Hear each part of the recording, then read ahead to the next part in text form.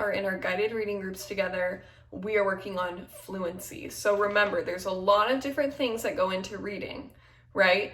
And one of them is fluency. So we are just really quickly going to review some of the strategies that we've been practicing all year that help with your fluency when we are reading. And so these are things that you can practice at home.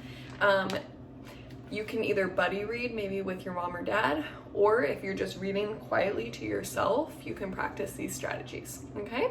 So the first one is, I made this little poster for us. The first one says, read it like you know it, or read it like you've always known it, okay? So remember, this one is if I'm reading, I'm gonna take some different portions, out of 4th grade Rats, because that's a book that you guys know and you're familiar with. So if I'm reading this and I say, after school, I walked Judy Billings home. She asked if I wanted to come in for a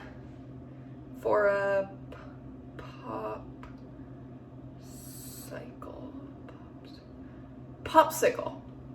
Okay, now that I've figured out what that word is, I'm gonna go back to the beginning of that sentence. I'm gonna read it like I've always known it. She asked if I wanted to come in for a popsicle. I said, sure. I wasn't too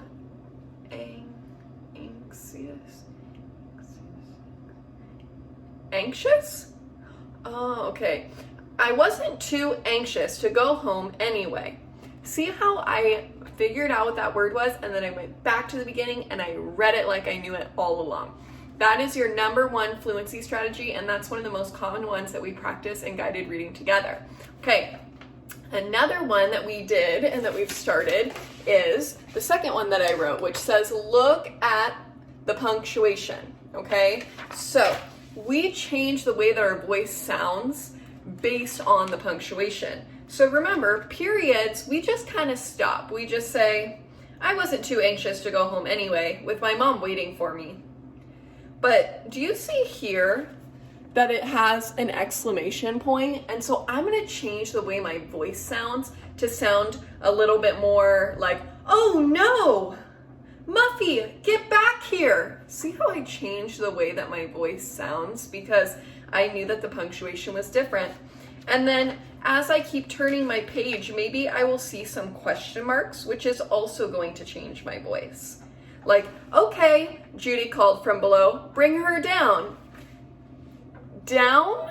See how I read it like that because it's a question mark. They're asking, down? Okay, so number one strategy, if you have to figure out or decode a word, go back to the beginning and read it like you knew it all along. Second strategy, look ahead at the punctuation and see how your voice is going to change when you read.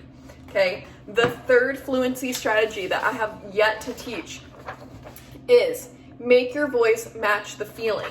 So think, when you're reading, I want you to be thinking, how does my character feel right now in the story? So for example, in 4th grade Rats, my character at this point in the story, he's up in a tree trying to save the cat, and he's terrified of heights. So how do you think that he might be feeling?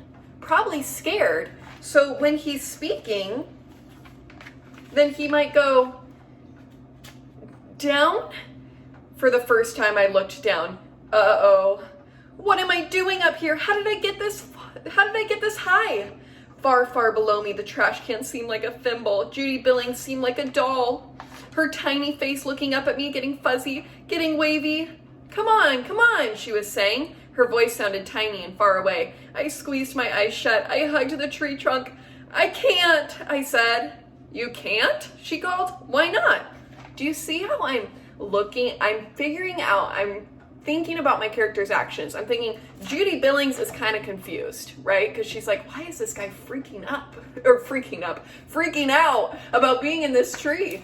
And so she's thinking, you can't? That's how she's saying it, because that's a confused tone. Whereas I know that Suds in my story, he's freaking out. So he's going, I squeezed my eyes shut. I hugged the tree trunk. I can't, I said. Doesn't that sound so much more terrified or scared. And that's because I'm practicing these fluency strategies and I'm trying to be a fluent reader. Imagine the difference when I'm reading and I'm matching the character's feelings. I'm looking for the punctuation, which is also going to help me do that. And I'm gonna go back and reread sentences like I knew them all along, okay? That is gonna be amazing 3 strategies to really help with your fluency. If I'm not using those, imagine if I just read like this. Come on, she was saying. Her voice sounded tiny and far away. I squeezed my eyes shut. I hugged the tree trunk. I can't, I said. You can't? She called. Why not? I tried to think of some other way to say it, but I couldn't. I'm afraid of heights. That just is not a super exciting or fluent reader, okay? So I want you to practice those 3 strategies as you read. I know it's not the same because we're not in our guided reading group, but if you could either read and practice doing that, maybe aloud to your parents, or if you want to be buddy reading with your mom and dad, you both can try the fluency strategies. Okay, I hope that was helpful, you guys. Remember those 3 strategies, okay? Bye.